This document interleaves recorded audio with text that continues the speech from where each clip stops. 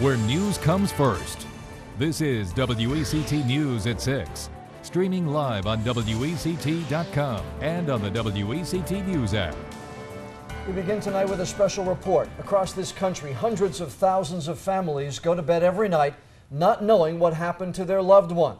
About 700,000 people are reported missing every year, and thousands of those cases go unsolved. Good evening, everyone. Thanks for joining us. I'm John Evans. I'm Frances Weller. For the next couple days, families of missing people, along with advocates and law enforcement, will meet in New Hanover County in a show of support. WECT's Bailey Hicks joins us now. She spoke with one local family still searching for their loved one. Alquan Flowers was last seen almost 3 years ago, and while his family tells me now they fear the worst, they say they've still never stopped looking for answers. It's frustrating and it works on your nerves to not know what happened. It's been 976 days since Alquan Flowers was last seen.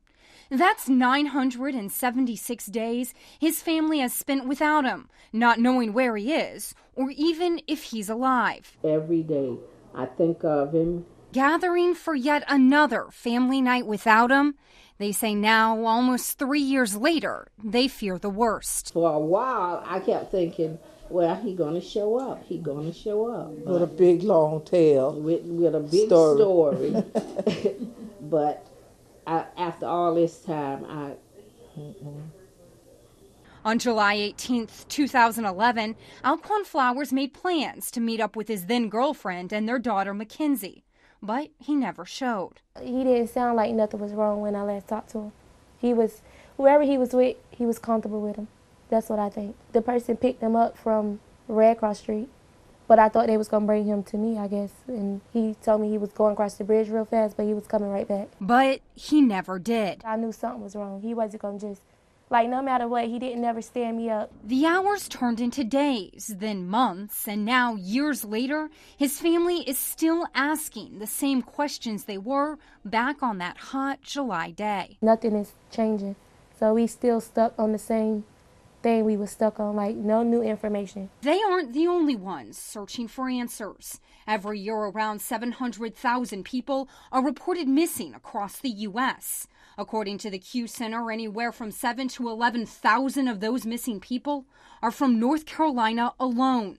While hundreds of thousands of cases are solved every year, as of 2012, the FBI reported they still had more than 87,000 active missing person cases. In Wilmington alone, as far as our organization, we probably have 7 or 8 cases that are still active. And just in the tri-area with Brunswick and New Hanover and Pender, we probably have double that. Cases like Kanande Bennett, who was last seen almost 12 years ago when she was 4 years old. Gaston Collum, last seen running at UNCW in 2010. And David Cottle Jr., missing for over a year now. Law enforcement, as well as us, we've searched numerous areas and to no avail. When it comes to finding missing people, time is critical.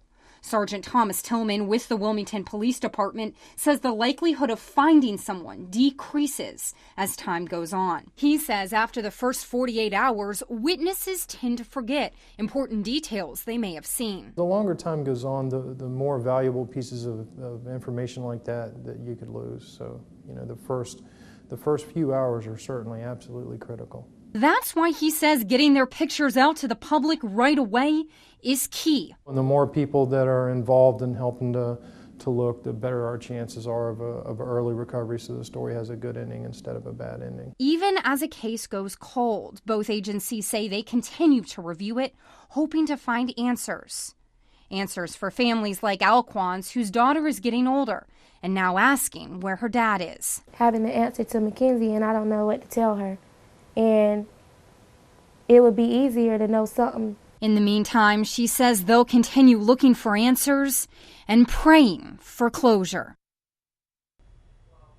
Now, Monica Kaysen also told me that clues and answers to cold cases can often come years later when someone remembers a detail or visits an area again and recognizes the face of a loved one.